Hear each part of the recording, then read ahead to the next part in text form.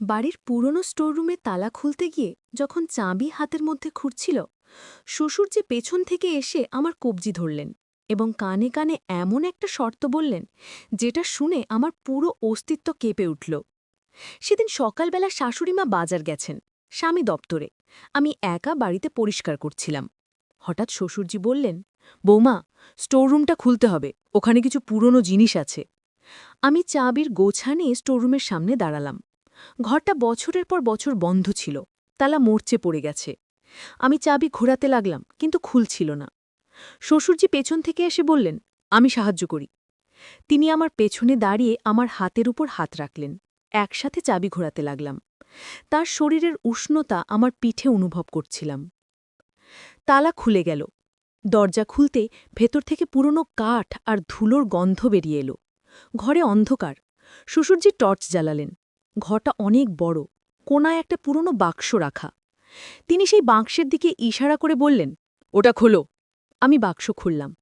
ভেতরে অনেক পুরনো ফটোগ্রাফ, গয়না, টাকার বান্ডেল। আমি অবাক হয়ে তাকালাম। শ্বশুরজি দরজা বন্ধ করে দিলেন। বললেন, এগুলো আমার ব্যক্তিগত সম্পদ, কাউকে বলিনি, এমনকি তোমার শাশুড়িকেও না। আমি জিজ্ঞেস করলাম, তাহলে আমাকে কেন দেখাচ্ছেন? তিনি আমার কবজি ধরলেন। টর্চের আলোয় তার চোখ জ্বলছিল।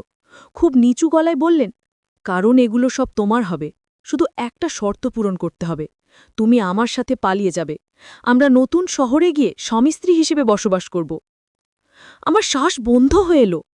এত টাকা, এত গয়না! মনের গভীরে একটা লোভ জেগে উঠল। তার প্রস্তাব শুনে একটা অদ্ভুত রোমাঞ্চ অনুভব করলাম, কিন্তু গলা শক্ত করে বললাম, বাবা, এটা কি বলছেন? আমি তো আপনার পুত্রবধূ, এমন অসম্ভব কথা কিভাবে ভাবতে পারেন? এই গল্পটি সম্পূর্ণ শুনলে আপনাদের পানি অটোমেটিক বের হয়ে যাবে। সো যত দ্রুত সম্ভব হাতের কাছে টিস্যু নিয়ে বসে পড়ো। বিছানার চাদর যেন নষ্ট না হয় সেটা সম্পূর্ণ খেয়াল রাখার অনুরোধ জানিয়ে গল্পটি এখন শুরু করব। তার আগে সর্বশেষ অনুরোধ, দয়া করে এমন পানি বের করার গল্প নিয়মিত শুনতে আমাদের চ্যানেলটি সকলেই সাবস্ক্রাইব করুন। ধন্যবাদ। হ্যালো বন্ধুরা, আমার নাম মৌসুমী সেন। আমার বয়স ৪১ বছর। আমার স্বামীর নাম রাহুল সেন, বয়স ৪৬ বছর। আমাদের ২ সন্তান, রিয়া আর তন্ময়। রিয়া ১৮ বছর বয়সী, কলেজে পড়ে। তন্ময় ১৩ বছর বয়সী, স্কুলে যায়। শ্বশুরজি হঠাৎ হাসতে শুরু করলেন। তার হাসি শুনে আমার পুরো শরীর শিউরে উঠল। তিনি বললেন, বোমা, তোমার প্রতিক্রিয়া দেখেই বুঝলাম তুমি সৎ মানুষ। আসলে এটা একটা পরীক্ষা ছিল। আমি হতবাক হয়ে বললাম, পরীক্ষা? কিসের পরীক্ষা? শ্বশুরজি টর্চের আলো বাক্সের উপর ফেললেন, বললেন, দেখো এই বাক্সে আসলে কি আছে। আমি আবার বাক্সের ভেতরে তাকালাম। এবার ভালো করে দেখলাম। ফটোগ্রাফগুলো পুরনো, কিন্তু ছবিগুলো সব আমাদের পরিবারের নয়। অদ্ভুত মানুষের ছবি। গয়নাগুলো সব নকল। টাকার বান্ডেলগুলো আসলে খেলার নোট। আমি অবাক হয়ে তাকালাম। শ্বশুরজি দরজা বন্ধ করে দিলেন। বললেন, এগুলো আমার ব্যক্তিগত সম্পদ, কাউকে বলিনি, এমনকি তোমার শাশুড়িকেও না। আমি জিজ্ঞেস করলাম, তাহলে আমাকে কেন এই পরীক্ষা? শ্বশুরজি গম্ভীর হয়ে বললেন, কারণ এই স্টোররুমে আসলে একটা বিশাল রহস্য লুকিয়ে আছে। আমার বাবা, তোমার ঠাকুরদা, এই ঘরে কিছু একটা লুকিয়ে রেখে গেছেন। তিনি মারা যাবার আগে আমাকে বলেছিলেন যে শুধুমাত্র পরিবারের সবচেয়ে সৎ এবং বিশ্বস্ত মানুষই সেই রহস্য জানতে পারবে। আমি অনেক দিন ধরে চিন্তা করছিলাম কাকে এই দায়িত্ব দেব। আজ দেখলাম তুমিই সেই যোগ্য মানুষ। আমি এখনো কিছু বুঝতে পারছিলাম না। বললাম, কিন্তু বাবা, রহস্যটা কি? শ্বশুরজি স্টোররুমের দেয়ালের দিকে হাঁটতে লাগলেন। একটা পুরনো আলমারির পিছনে গেলেন। হাত দিয়ে দেয়াল টিপতে লাগলেন। হঠাৎ দেয়ালের একটা অংশ খুলে গেল। একটা গোপন দরজা। তিনি বললেন, এই দরজার ভেতরে যা আছে তা আমাদের পরিবারের ৩ প্রজন্মের রহস্য। আমার বাবা ছিলেন ব্রিটিশ আমলের একজন গোয়েন্দা। তিনি স্বাধীনতা আন্দোলনের সাথে যুক্ত ছিলেন। এই ঘরে তিনি অনেক গোপন নথি আর মূল্যবান জিনিস লুকিয়ে রেখেছিলেন। আমার হৃৎপিণ্ড জোরে জোরে ধরফর করতে লাগল। এটা তো সত্যিকারের অ্যাডভেঞ্চার। আমি বললাম, বাবা, আমরা ভেতরে যাব? শ্বশুরজি মাথা নাড়লেন, হ্যাঁ, কিন্তু একা নয়, আমাদের পুরো পরিবারকে নিয়ে যেতে হবে, কারণ যা আছে ভেতরে তা শুধু আমার বা তোমার নয়, পুরো পরিবারের। কিন্তু তার আগে আমাদের প্রস্তুতি নিতে হবে। সেদিন সন্ধে যখন সবাই বাড়ি ফিরল, শ্বশুরজি সবাইকে ডাকলেন। শাশুড়ি মা, রাহুল, রিয়া, তন্ময় সবাই বসল। শ্বশুরজি বললেন, আজ আমি তোমাদের সবাইকে একটা রহস্যের কথা বলবো। রাহুল অবাক হয়ে বলল, বাবা, কি রহস্য? শ্বশুরজি স্টোররুমের গোপন দরজার কথা বললেন। সবাই হতবাক হয়ে গেল। রিয়া উত্তেজিত হয়ে বলল, দাদু, আমরা কবে যাব সেখানে? শ্বশুরজি বললেন, আগামীকাল সকালে। কিন্তু শর্ত হলো, যা দেখবে তা পরিবারের বাইরে কাউকে বলা যাবে না, এটা আমাদের পারিবারিক গোপনীয়তা। পরের দিন সকালে আমরা সবাই স্টোররুমে জড়ো হলাম। শ্বশুরজি গোপন দরজা খুললেন, ভেতরে একটা সিঁড়ি নেমে গেছে নিচের দিকে। টর্চ জ্বালিয়ে আমরা নামতে শুরু করলাম। সিঁড়ি দিয়ে নামতে নামতে তন্ময় ভয়ে আমার হাত ধরল। আমি তাকে সাহস দিলাম। সিঁড়ি শেষ হলো একটা বড় ঘরে। ঘরের দেয়ালে পুরনো মানচিত্র টাঙানো, কোনায় একটা লোহার তিজুরি।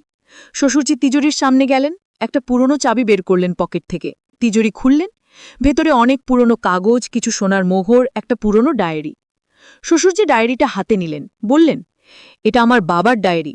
এখানে তিনি স্বাধীনতা আন্দোলনের সময় তার সব অভিজ্ঞতা লিখে রেখেছেন। রাহুল ডায়েরিটা হাতে নিল, পাতা উল্টাতে লাগল। হঠাৎ তার মুখ ফ্যাকাশে হয়ে গেল। সে বলল, বাবা, এখানে একটা গোপন সংকেত লেখা আছে, দেখো তো কি? আমরা সবাই কাছে গেলাম। ডায়েরির একটা পাতায় লেখা ছিল, উত্তরের মন্দিরে পূর্ণিমার রাতে তৃতীয় পাথরের নিচে সত্যের সন্ধান। শাশুড়িমা বললেন, এটা কি বোঝায়? শ্বশুরজি চিন্তিত হয়ে বললেন, আমার বাবা আমাদের গ্রামের উত্তরে একটা পুরনো মন্দিরের কথা বলতেন। মনে হয় হয়তো সেখানে কিছু লুকিয়ে আছে। রিয়া উত্তেজিত হয়ে বলল, তাহলে আমরা সেখানে যাব না কেন? শ্বশুরজি বললেন, যাব, কিন্তু পূর্ণিমার রাতে। আজ থেকে 5 দিন পর পূর্ণিমা। পরবর্তী 5 দিন আমরা প্রস্তুতি নিলাম। শ্বশুরজি গ্রামের মানচিত্র দেখলেন, রাহুল প্রয়োজনীয় জিনিসপত্র সংগ্রহ করল, আমি খাবার দাবার তৈরি করলাম। রিয়া আর তন্ময় উত্তেজনায় ঘুমাতে পারছিল না। পূর্ণিমার রাতে আমরা রওনা হলাম। গ্রামটা আমাদের শহর থেকে প্রায় 30 কিলোমিটার দূরে। গাড়িতে করে পৌঁছালাম সন্ধ্যায়। মন্দিরটা একটা পাহাড়ের উপর। আমরা পাহাড়ে উঠতে শুরু করলাম। রাস্তা খুব খারাপ, পাথর আর কাটা ঝুপে ভরা। তন্ময় কয়েকবার হোঁচট খেল, রাহুল তাকে কোলে তুলে নিল। প্রায় 1 ঘণ্টা পর আমরা মন্দিরে পৌঁছালাম। পূর্ণিমার জ্যোৎস্নায় মন্দিরটা রহস্যময় দেখাচ্ছিল। প্রাচীন পাথরের স্তম্ভ, ভাঙা দেয়াল, ঘাসে ঢাকা মেঝে। শ্বশুরজি ডায়েরিটা বের করলেন, আবার সংকেতটা পড়লেন। বললেন, তৃতীয় পাথরের নিচে। কোন তৃতীয় পাথর? আমরা খুঁজতে শুরু করলাম। মন্দিরের মেঝেতে অনেক পাথর ছিল। হঠাৎ রিয়া চিৎকার করে উঠল, দাদু, এখানে দেখো, 3টে পাথরের নম্বর লেখা আছে। আমরা সবাই দৌড়ে গেলাম। সত্যি, পাথরগুলোতে বাংলায় 1, 2, 3 লেখা ছিল। তৃতীয় পাথরটা অন্যগুলোর চেয়ে একটু বড়। রাহুল আর শ্বশুরজি মিলে পাথরটা সরানোর চেষ্টা করলেন। পাথরটা খুব ভারী। আমি আর শাশুড়িমাও সাহায্য করলাম। অনেক কষ্টে পাথরটা সরালাম। নিচে একটা গর্ত, গর্তের ভেতরে একটা ধাতব বাক্স। রাহুল বাক্সটা বের করল। বাক্সে একটা তালা। শ্বশুরজি তিজোরি থেকে আনা চাবিগুচ্ছ বের করলেন, একটা ছোট্ট চাবি দিয়ে তালা খুললেন। বাক্স খুলতেই আমরা সবাই অবাক হয়ে গেলাম। ভেতরে প্রচুর সোনার অলংকার, রত্নপাথর, পুরনো মুদ্রা এবং একটা চিঠি। শ্বশুরজি চিঠিটা পড়তে লাগলেন। চিঠিতে লেখা ছিল, আমার প্রিয় পুত্র, যদি তুমি এই চিঠি পড়ো তাহলে বুঝব তুমি আমার সংকেত উদ্ধার করতে পেরেছ। এই সম্পদ আমি স্বাধীনতা আন্দোলনের সময় দেশের জন্য সংগ্রহ করেছিলাম, কিন্তু ব্রিটিশরা খুঁজছিল, তাই লুকিয়ে রেখেছি। এখন দেশ স্বাধীন। এই সম্পদ তোমার পরিবারের। ভালো কাজে ব্যবহার করবে, তোমার বাবা। শাশুড়িমার চোখে পানি এসে গেল। তিনি বললেন, ঠাকুরমশাই কত কষ্ট করেছিলেন দেশের জন্য। শ্বশুরজি মাথা নিচু করে বললেন, বাবা চাইতেন এই সম্পদ দিয়ে আমরা ভালো কাজ করি, দরিদ্রদের সাহায্য করি, শিক্ষার প্রচার করি। রাহুল বলল, তাহলে আমরা এই টাকা দিয়ে গ্রামে একটা স্কুল বানাবো, গরিব বাচ্চারা বিনামূল্যে পড়তে পারবে।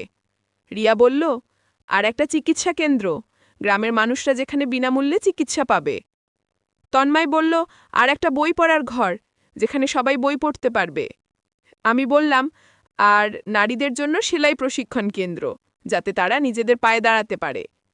শাশুড়িমা হাসলেন, বললেন, ঠাকুরমশাইয়ের স্বপ্ন পূরণ হবে। সেই রাতে আমরা মন্দিরে বসে পরিকল্পনা করলাম, কিভাবে ঠাকুরদার স্বপ্নকে বাস্তবে রূপ দেব। রিয়া বলল, মা, এটা তো দারুণ অ্যাডভেঞ্চার হলো।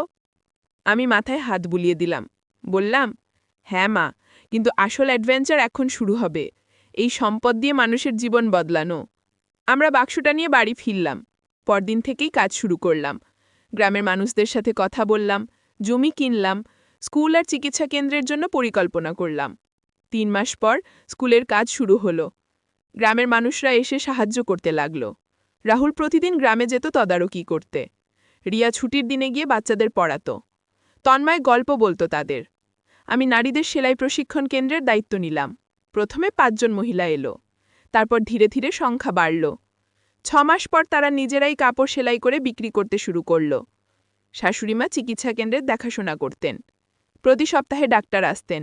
গরিব মানুষরা বিনামূল্যে ওষুধ পেত। অনেক জীবন বাঁচল। শ্বশুরজি বই পড়ার ঘর বানালেন। শহর থেকে বই কিনে আনলেন। গ্রামের বাচ্চারা স্কুলের পর সেখানে বসে পড়ত। বড়রাও আসত সন্ধ্যায়। 1 বছর পর স্কুলের উদ্বোধন হলো। গ্রামের সবাই এলো।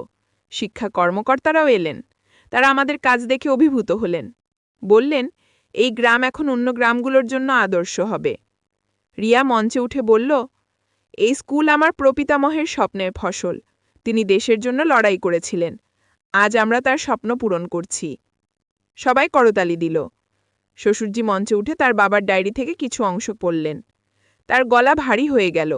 বললেন, বাবা লিখেছিলেন, স্বাধীনতার মানে শুধু ব্রিটিশদের থেকে মুক্তি নয়।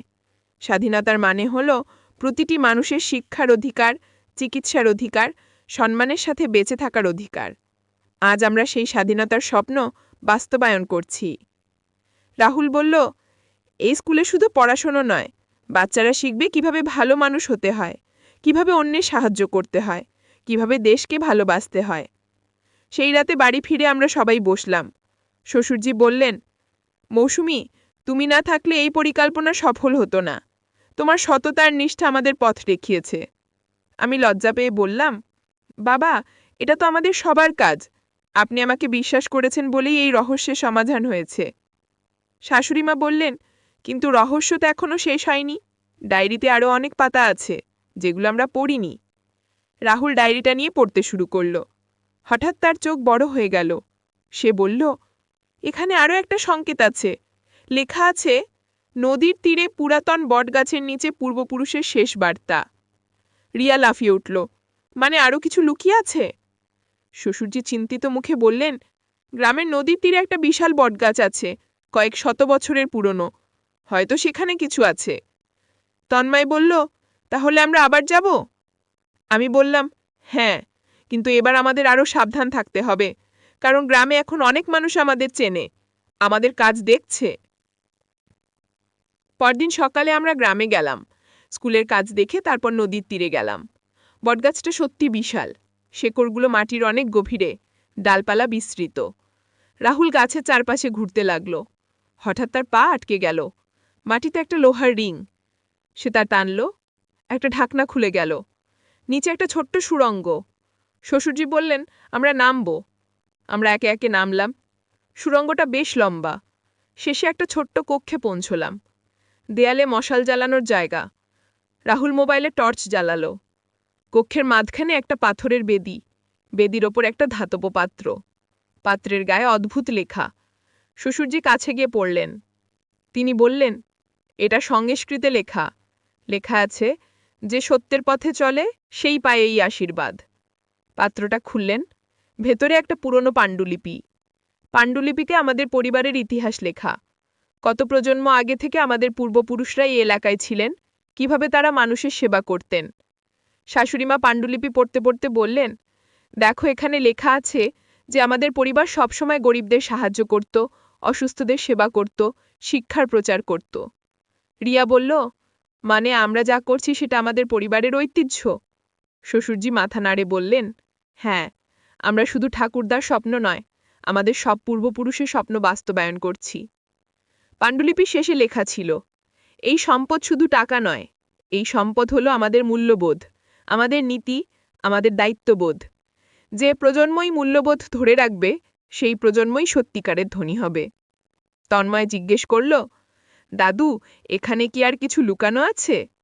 শ্বশুরজি হাসলেন, না বাবা, এখানে যা ছিল আমরা পেয়ে গেছি। এখন আমাদের কাজ হলো এই শিক্ষাকে এগিয়ে নিয়ে যাওয়া। আমরা পাণ্ডুলিপিটা নিয়ে বাড়ি ফিরলাম।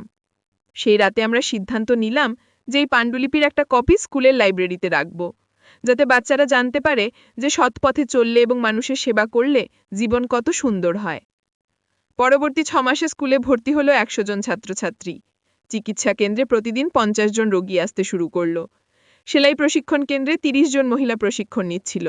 বই পড়ার ঘরে সন্ধ্যায় 60-70 জন মানুষ আসত। 1 বছর পর জেলা প্রশাসক আমাদের গ্রাম পরিদর্শনে এলেন। তিনি আমাদের কাজ দেখে মুগ্ধ হলেন। বললেন, এই গ্রাম এখন পুরো জেলার জন্য আদর্শ। অন্য গ্রামেও এই মডেল চালু করা হবে। রাহুল বলল, স্যার, আমরা সাহায্য করতে প্রস্তুত আছি। আমরা চাই প্রতিটি গ্রামে শিক্ষার স্বাস্থ্যসেবা পৌঁছে যাক।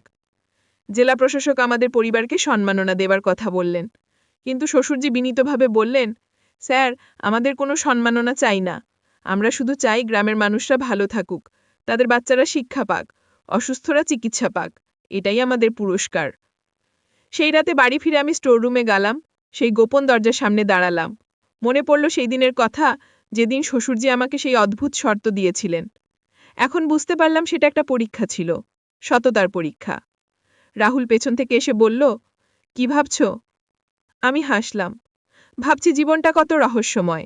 একটা ছোট্ট ঘটনা থেকে শুরু হলো এত বড় অ্যাডভেঞ্চার। রাহুল আমার হাত ধরল, এবং এই অ্যাডভেঞ্চার এখনো শেষ হয়নি। আমাদের সামনে আরও অনেক কাজ বাকি। পরদিন রিয়া একটা খবর নিয়ে এলো। সে বলল, মা, গ্রামের মেয়েরা স্কুলে আসতে চায়, কিন্তু তাদের বাবা মা অনুমতি দিচ্ছে না। আমি বললাম, কেন? রিয়া বলল, তারা মনে করে মেয়েদের পড়ার দরকার নেই, বিয়ে দিয়ে দেবে। আমি সিদ্ধান্ত নিলাম। বললাম, আমি গ্রামে যাব, মহিলাদের সাথে কথা বলবো। শাশুড়িমা বললেন, আমিও যাব। আমরা গ্রামে গেলাম। দরজায় দরজায় গিয়ে মহিলাদের সাথে কথা বললাম। বোঝালাম যে শিক্ষা ছেলেমেয়ে সবার জন্য সমান গুরুত্বপূর্ণ। মেয়েরা শিক্ষিত হলে পুরো পরিবার উপকৃত হয়। প্রথমে অনেকে শুনল না, কিন্তু ধীরে ধীরে মন পরিবর্তন হতে শুরু করল। 1 মাস পর 10 জন মেয়ে স্কুলে ভর্তি হল। 3 মাস পর সংখ্যা বেড়ে 25 হল। তন্ময় বলল, মা, আমি ছুটির দিনে গ্রামে থাকতে চাই, বাচ্চাদের গল্প বলবো, খেলা শেখাবো। আমি তার মাথায় হাত বুলিয়ে দিলাম। বললাম, তুমি সত্যি বড় হয়ে যাচ্ছ, তোমার প্রপিতামহের মতো মানুষ হচ্ছ। 2 বছর পর স্কুল থেকে প্রথম ব্যাচ পাশ করল। 25 জন ছাত্রছাত্রী, তাদের মধ্যে 10 জন কলেজে ভর্তি হল, বাকিরা বিভিন্ন কাজে যুক্ত হল। কিন্তু তারা সবাই শিক্ষিত মানুষ হিসেবে জীবন শুরু করল। স্কুলের বার্ষিক অনুষ্ঠানে শ্বশুরজি বললেন, আজ আমার বাবার স্বপ্ন পূর্ণ হল। এই বাচ্চারা দেশের ভবিষ্যৎ, এরা শিক্ষিত হয়ে দেশকে এগিয়ে নিয়ে যাবে। রিয়া মঞ্চে উঠে বলল, দাদু, আমি সিদ্ধান্ত নিয়েছি, আমি শিক্ষকতা পড়ব, এই স্কুলেই শেখাব। সবাই করতালি দিল। রাহুলের চোখে পানি এসে গেল। তিনি আমার দিকে তাকালেন, বললেন, আমাদের মেয়ে আমাদের পথ অনুসরণ করছে। সেই রাতে বাড়ি ফিরে আমরা সবাই ডায়েরিটা আবার পড়লাম। ঠাকুরদা লিখেছিলেন, জীবনের সবচেয়ে বড় সম্পদ হল সত থাকা, সবচেয়ে বড় অ্যাডভেঞ্চার হল মানুষের সেবা করা, সবচেয়ে বড় রহস্য হল ভালোবাসার শক্তি। শ্বশুরজি বললেন, মৌসুমী, সেদিন স্টোররুমে তোমাকে যে পরীক্ষা দিয়েছিলাম, তুমি উত্তীর্ণ হয়েছিলে। তুমি লোভের বিরুদ্ধে দাঁড়িয়েছিলে, সত থেকেছিলে। এই পরিবারের ভাগ্য বদলানোর যোগ্য তুমিই ছিলে। আমি বললাম, বাবা, আপনার বিশ্বাসই আমাকে এই পথ দেখিয়েছে।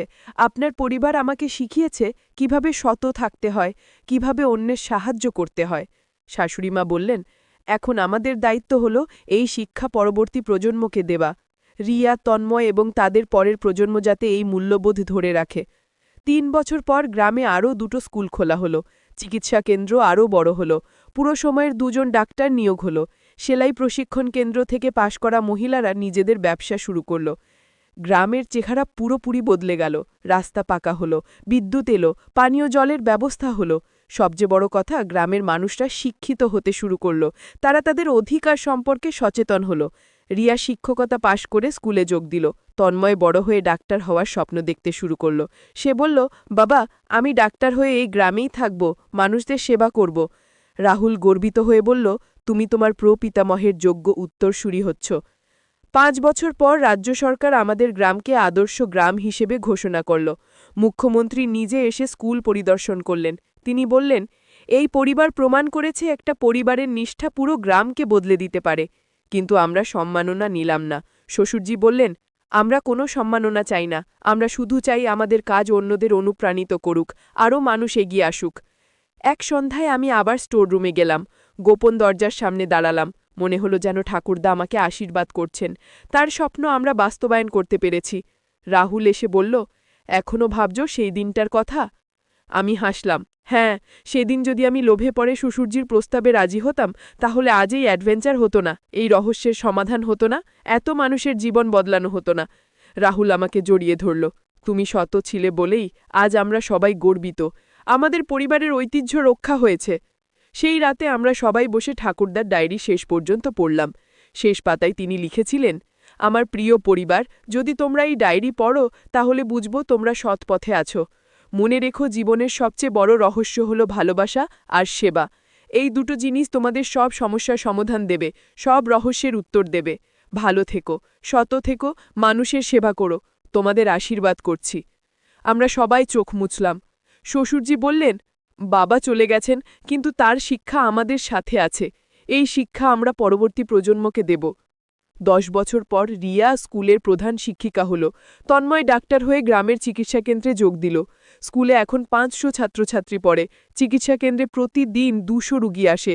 50টা পরিবার সেলাই কাজ করে জীবিকা নির্বাহ করছে। গ্রাম এখন পুরোপুরি শিক্ষিত। প্রতিটি বাচ্চা স্কুলে যায়, মেয়েরা কলেজে পড়ে, নারীরা স্বাবলম্বী, অসুস্থরা চিকিৎসা পায়। শ্বশুরজি একদিন আমাকে ডাকলেন, বললেন, মৌসুমী, আজ আমার বয়স 75। আমার জীবনের সবচেয়ে বড় আনন্দ হলো তোমাকে এই পরিবারের সদস্য হিসেবে পাওয়া।